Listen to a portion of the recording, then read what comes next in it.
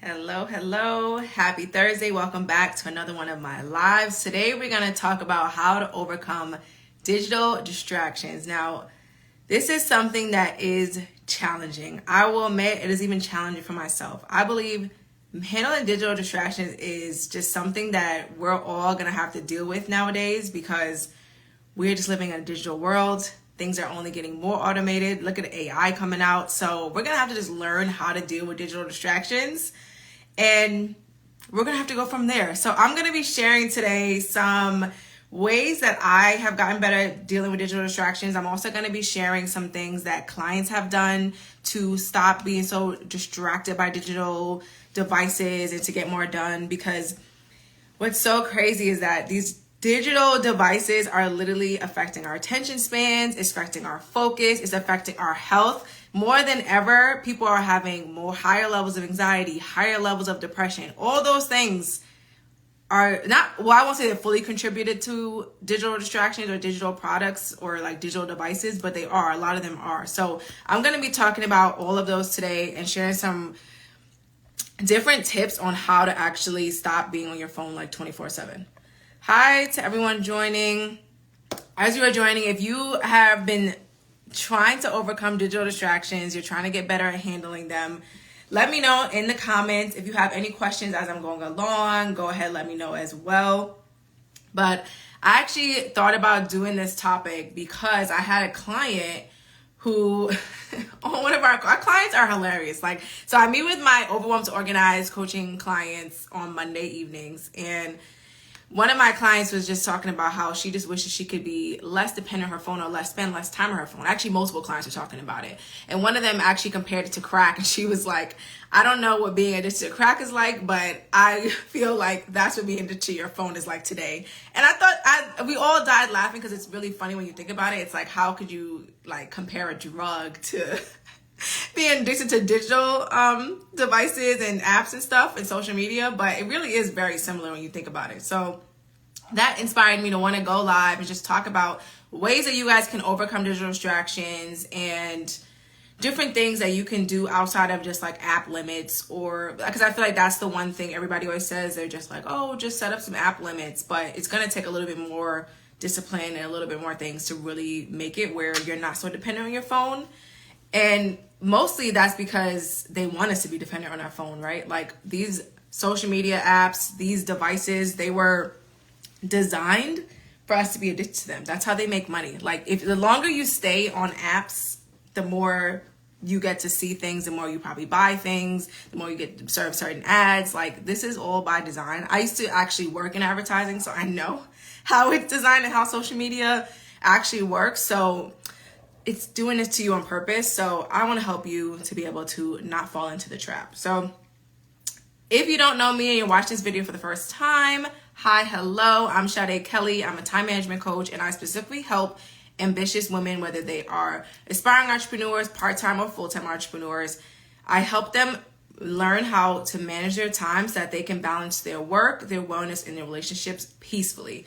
Because what I see a lot is like a lot of ambitious women are going after their dreams. They're doing what they got to do, but they're hustling a lot of times. They're sacrificing their self-care. They're working really, really late. Or when they finally get some downtime, they're just scrolling. And that's all they're doing. And it's not really a sense of relief. Like sometimes I think there's this level of like you can scroll and be okay and like have a laugh or two and like enjoy your time. And then I think there starts to become some really bad diminishing returns after a while. And I've seen that with clients too, where we'll look at their screen time and they're like, why am I spending like 11 hours or 14 hours on my phone daily? That's like absurd. Oh. Excuse me. But yeah, so that's what I'm going to be talking about. And like I said, as I'm going through, or if you're watching the replay and you have any questions or you have anything you want to share about your own journey with overcoming digital distractions, feel free to leave it in the comments. But one of the main things that I know, thank you. One of the main things that I did when I was like, okay, I want to really make sure I'm overcoming digital distractions is I made sure I went ahead and actually like started rearranging all the apps on my phone. So funny enough, when you think about it, when you open your phone, there's certain apps you gravitate to automatically. Like, I know for me, it was so weird. Like, every time I would open my phone, it was like my thumb just ended up on Instagram. And I started to really dissect it. And I'm like, why do I go straight to that without even thinking? And that's really just out of habit. So any habit that you build, you know it's become a habit when you start doing it unconsciously, when you literally just go and end up on that thing, right? So I had noticed that it was starting to become a habit. So what I did was I moved the app. So now on my phone, only the most pressing like apps that I actually want are on the first home screen. And some of those things will include like my calendar, my Sunsama, which is like my task management software, my Calm app, my Tesla app, like things that I actually need go on the first screen of my phone. And then other things like social media or apps I don't really need to be using are further away to kind of create some more friction from me just going straight to that thing. Because I noticed, like I'm sure many of you have noticed, when it's right there in front of your face, you go to it way quicker. It's kind of like the same thing where some people, like when they're trying to go on a detox, they'll delete the apps or they'll sign out of it. The more friction or the more barriers, I should say, like you can create between you and the digital distractions, the better you'll get at not being so addicted to them, right? So as I was rearranging my apps, I started to move a lot of social media ones to further away in my phone in folders, like places where I couldn't see them. And I started to also delete apps I no longer needed. And the basis of that was truly just like, why do I have, like, I don't know if I can't be the only one. Let me know if you guys have experienced this, but like on my phone alone, I've noticed I have like, I would say like probably like 30 something or 40 something apps. And it's like, why do I have that many apps? And some of them I've never opened, never signed up. I think I just wanted to try. Like I'm one of those people, I try a lot of things out, especially for clients, but there was no reason for me to have all of those things on my phone. So one of the first things I did was I started deleting apps I no longer needed. I started rearranging the ones I knew I was starting to become like addicted to and going to so much. I moved them further away in my phone. So many apps. Yeah, agreed. Yeah. Hey, Brienne. Hey, Nikita. Hey, April. As you guys are joining, if you have any questions, drop them in the comments. But I'm sharing the first method of something I did to overcome my digital distractions and things I recommend to clients. So the first one was rearrange those apps on your phone. Create some barriers between you and whatever apps you use. And I know I polled you guys on my stories and you were saying that Instagram was like 100%. Everybody said that was the one they use a lot. So if Instagram is causing you a lot of distress and you're staying up later than you need to be, then move it away, right? Or even just signing out could help you so much. Another thing I did was and this may sound absurd, like I know when I said this to my coaching clients last Monday, they were like, what, you do that? But they understood it and they understood why I did it. So I learned back in like 2018 that you could just turn off all the notifications on your phone for all your apps and only have notifications on for the things you actually want. And I don't know about you, but turning off notifications helps me focus so much. Like it literally, I do not get easily distracted. I don't context switch a lot, which affects a lot of people's focus because you literally could be working diligently on a project. Then you hear a beep and you look over. Or not even a beep, you hear a vibration or the light on your phone goes up. It's like we're so accustomed to this device being around us so much that if anything goes off, makes a noise, a light comes on, our attention is immediately diverted. And then what that does is cost you like 23 minutes back into whatever you were doing. Because that's how long it takes you to refocus into what you're doing. So one of the things I did that changed the game, I turned all the notifications off for the apps I no longer needed. Like, I do not need social media apps on when I can just literally, when I need to check it, go on and check it, right? Like, why do I need to have those on? So I took those completely off. Turning off my IG notifications was a big one for me. Yes, I was about to say I turned off everything but messages, calls, and bank notifications. Yeah, I turned all those things off. And then and even go a step further, based on what you're saying, I even started to, when I'm working on something, I'll put my phone on do not disturb, which is another big game changer.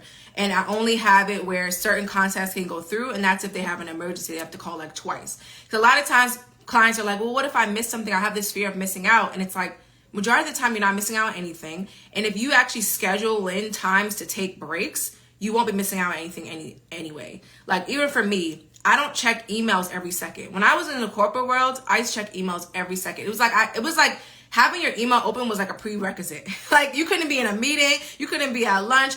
As soon as you woke up, before you went to bed, it was like the email tab was always open, and it was this horrible habit that I picked up and then I brought into entrepreneurship for some reason, even though my email was nowhere near as popping. Right?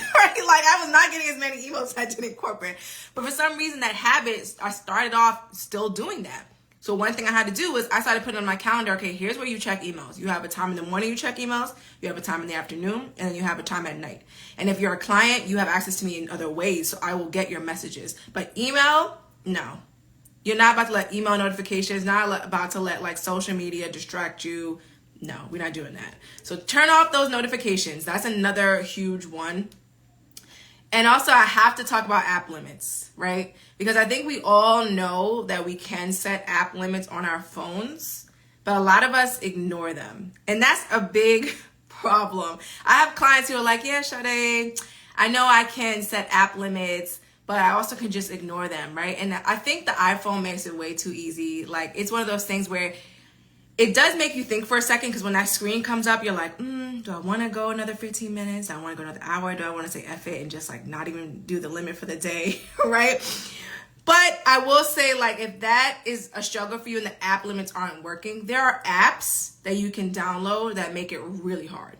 So one of the ones I have used in the past when I was like really need to get off social media, now I've gotten to a place where my app, if I even get to the limit, which my limit is like 3 hours, then I just know, all right, Sade, you're doing too much. That means you spent 3 hours on Instagram today. Did you make money off that or not? Like, that's the only reason I'm going to be on it, right? And then I just get off. But I will say that one thing that I noticed when I was using these extra apps, which some that I used was Freedom. That was a really good one. Like, I used the Freedom app. Hey, Amma. Hey, Itza. One of the apps that I used was the Freedom app. That one was so good. Like that, you literally have to break through like barriers to be able to go on these social media platforms. Like it'll block you out aggressively. So if you need something like that, no judgment, just download it. Freedom was really good. There's one called Screen Zen. I like Screen Zen because Screen Zen is free. I'm pretty sure Freedom is not free. I forgot what I paid for it, but it's worth it because it will take you out of anything. Like even if you try to log in on your computer, because I had tried that one time where I hit my limit and I tried to log in on the computer, it literally syncs up. So it will block you out of that too. Also, there's an app called Opal that you could use. That one's paid too, but they're all really good. They take the app limit thing to like the extra mile where it will block you out and you're good. Like you literally will not get back into those things.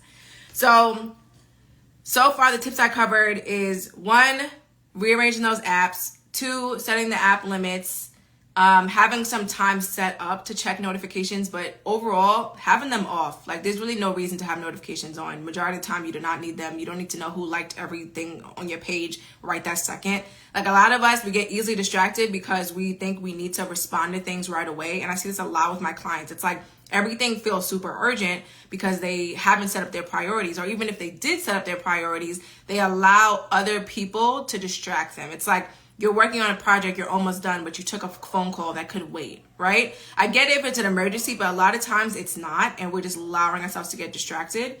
And sometimes it's because we really need to be taking more breaks, and other times it's because we're just not building up that willpower that we need to.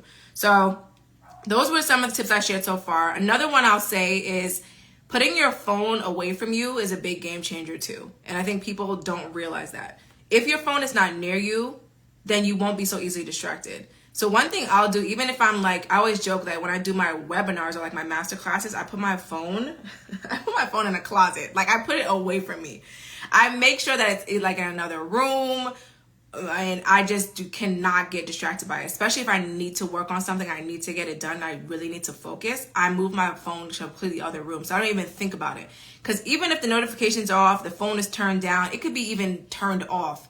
Knowing that the phone is right there on my desk makes me want to touch it, right? It makes you want to go to it because you're so used to picking it up. And check your pickup times on your settings. It's so crazy. When I checked mine, it was like so high. It used to be so high, which was like so crazy to me.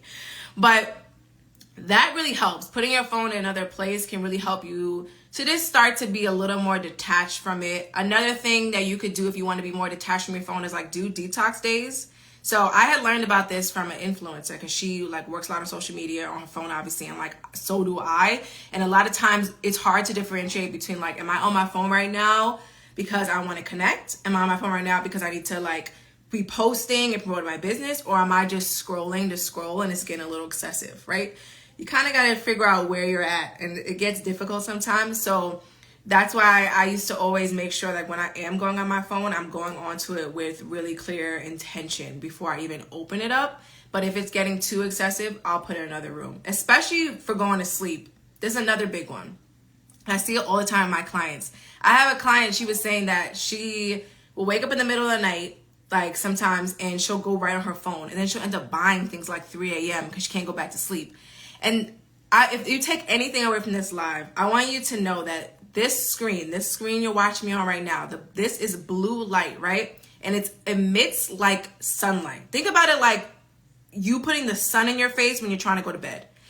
The sun tells your body to wake up, right? Like the light literally wakes up your body, wakes up your brain, wakes up your mind. If you're going on your phone in the late night hours right before you go to sleep, or if you're waking up in the middle of the night and going on your phone, it's going to disrupt your sleep. You're not going to get the same quality of sleep. It's like when people who sleep with the TV on, they do not get good quality sleep. They could be in the bed. This was one of my clients. I know this because she would say like, I'll be in the bed like 10 hours. And I'm like, yeah, but you're not getting good sleep because the light and the noise emitting is affecting your biology. Like it literally is keeping you up. I put my phone in the bathroom overnight. It helps me to get up in the morning since I have to go get it. Exactly. That's a very great tactic. That way you can't snooze. It can't keep you up in the middle of the night, even if you do wake up, and it's away from you. I turn my phone on do not disturb. Sometimes I'll put it on airplane mode. I do not want anything to mess with my sleep because sleep is so sacred. It's literally how we repair ourselves every night. So if you're not prioritizing your sleep, and it's because of your phone messing you up, you got to stop that. And I promise you that will change your life. Like a lot of women who come to me, a lot of them say that they suffer from low energy or just being really tired at the end of the day. And I promise you a lot of that is not only your diet and nutrition, which is a whole nother live, but also it has a lot to do with your sleep habits. A lot of your energy is going to be depicted on what you're consuming, but also like how much sleep you're getting. So yeah, that's another big one. So make sure you're putting your phone away. 2 more tips I have for you guys. The 4th one I'm going to say is make sure you are setting out some time on your calendar, on your plan for the day for social media. Like I do think it's one of those things where I'm not going to tell you just never be on it and set app limits and like spend the least amount of time ever on it, especially because it's a way for us to connect. So just be mindful about it. Be intentional about it. If you like being on your phone, that's fine. Like I like being on my phone too. Everybody does. Like we all love being on this thing, but be intentional about it. Meaning set timers. Like it may sound silly, but something I do, if I know I'm going on Instagram and my purpose is like, all right, connect with clients, or if my purpose is, all right, I just want to go scroll and see some funny videos, or I want to catch up with my friends or whatever and whatever's going on in their lives, I'll literally set a timer for like 30 minutes on my phone. And when that thing goes off, I know, let me get off. And it keeps me focused. There's something about a timer that really keeps you focused in. And if you guys have heard of the Pomodoro method, it kind of is like similar to that, where if you haven't heard of the Pomodoro method, essentially it's where you set up a timer and you focus on one thing at a time, maybe like 20, 30-minute timer. You focus on that one thing. And then when the timer goes off, you take a break, maybe 5-10 minute break, and then you go set a timer again and you work back on that thing. And what the timer does is really helps you to not only be conscious of how long things are taking you, because that's a big one for people a lot of times who struggle with time management, but also helps you to really zone in and focus on what you have to do at that time. So that's something I really like doing, setting a timer, going into it with an intention. It's going to sound funny, but one thing I also do, because sometimes when you get on these apps, right, what happens is they're serving you whatever they know you like. So these apps and these algorithms are getting smarter and smarter by the day, right? I know because I used to work in advertising and we used to literally target people. I can't even go into how we used to target people. It's just crazy. Like, we would know people's birthdays and what ads to send. We would know where they are, what stage of life they're in and what ads to send. Like, there's a lot of information that these apps have on you. And I don't know if Instagram's gonna like that I'm sharing this live, but whatever. I don't think they're gonna know. But the crazy thing is that they will serve you things they know you want to see. So what happens when you get onto these apps is the first thing you see is something that's probably going to distract you from whatever you went on to do. Especially if you're a business owner and you're going on to like answer a certain message or post or go to a certain DM or engage with a certain person. Like, you'll get served something that's going to completely take you off from what you want to be doing. So sometimes what I'll do is I'll literally say my intention out loud. Like, I'll say, okay, I'm about to open this app. I want to go answer Steven. Let me make sure I go to his message and chat with him. And I'll literally say it out loud, like talk to myself to remind myself why I'm going on this app so I can get off and remind myself of whatever I have to do next. Because I constantly have my calendar up or my Sansama up to keep me focused, because these digital distractions are insane and it will take you down a rat hole, okay? I feel like I gave you guys a lot of tips. Is this making sense so far? Any questions? One last thing that I think people don't think about doing too, and this is for digital distractions more so for, I would say, entrepreneurs, because I think we're the ones who typically have all these ideas or things that come up that we want to look up, and then we end up in a rat hole. But maybe anybody could have that. Because I used to end up in these crazy YouTube rat holes where I might be looking for, like, I may be trying to figure out a certain platform, like, oh, how do I do this in ConvertKit? And I'll watch one video, right? And then I'll go and try to do the thing. But then next thing I know, I see I'm getting served a video about like something else I'm interested in, like with wellness, or like the next new diet, or like the best workouts for abs. And the next thing I know, I'm like watching all these different things and I wanted to click on all these different things.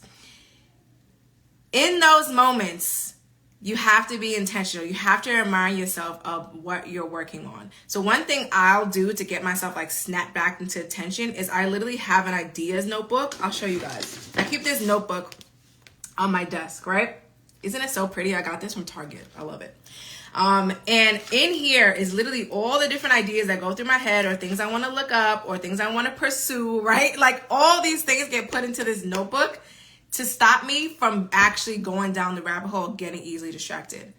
This is something I think, I don't know if I ever heard anybody else say this before. I think it's something I do, and I just started telling clients and they've been amazed by it. So I'm sharing it with you guys. But that's something I do that really keeps me focused. Keeping the ideas notebook and then going right back to whatever it is that I need to do.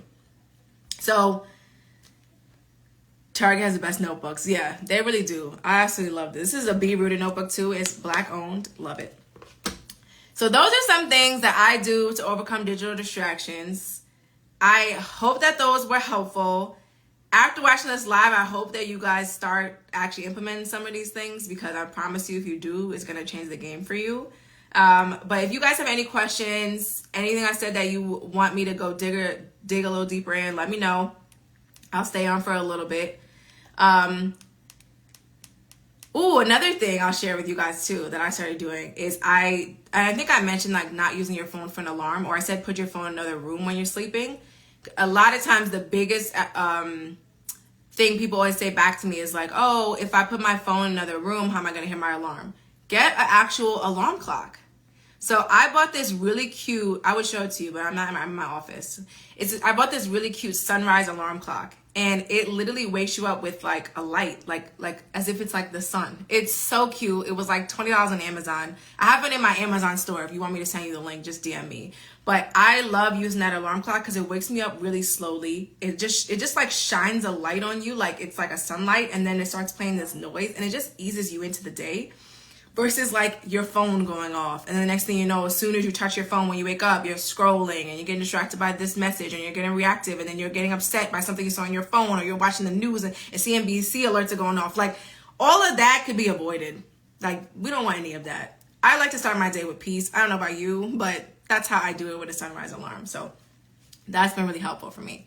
I feel like I shared like 8 different things. I came on here and I was like, oh, I'm gonna share like 3 and I'm gonna stay on for like 20 minutes. And now we're 30 minutes later and I've shared like 8 things. But all of those things have truly helped me with digital distractions. And I hope that they help you too. So after watching this, I highly recommend that you implement these things. Like I always say on every live, if you don't implement any of the things that we talked about, you're not going to see a change, right? I have clients all the time who are like, well, how am I going to see the change? How am I going to become consistent? I'm like, well, you got to keep doing the thing. You have to keep getting up, keep choosing to try the things, keep implementing, keep learning, and going from there. And right, working with a coach helps you to really accelerate that process, right? Because a coach can give you outside perspective and they have a general knowledge of things. So like when clients are coming to me and they need help, I'm able to extract certain things they wouldn't have seen in themselves and help them get accelerated results. So if you are interested in time management coaching, I have a couple spots left for coaching. It is filling up because I've been enrolling people all this week, but I do have a couple spots left for coaching. If you are interested in time management coaching, just comment the word time or DM me the word time. And then we can get to talking, because I'm big on like, let me get to know you, let me get to know your challenges, and let's see if working together is the next best step, because I don't work with just any and everybody. Like I look for a certain type of person who's really ready to like up level themselves and improve their time management so that they can achieve their goals, have more peace in their life, balance their work, wellness, relationships, right? That's exactly what I do. Hey Tenny, hey handsome, where are you guys at? Are you here yet? Are you still at the gym? I guess not if you're watching my live. But thank you guys for tuning in. Really appreciate it. I'll see you next week. And like I said, if you have any further questions about digital distractions, go ahead and shoot me a DM. Or if you have any questions or you want to inquire about coaching together, you can go ahead and just shoot me a DM with the word time, and I'll know that you want to talk about time management coaching, and we can go from there too, because I have a couple spots left for coaching. The gym. All right, cool. I hope you guys are enjoying your workout.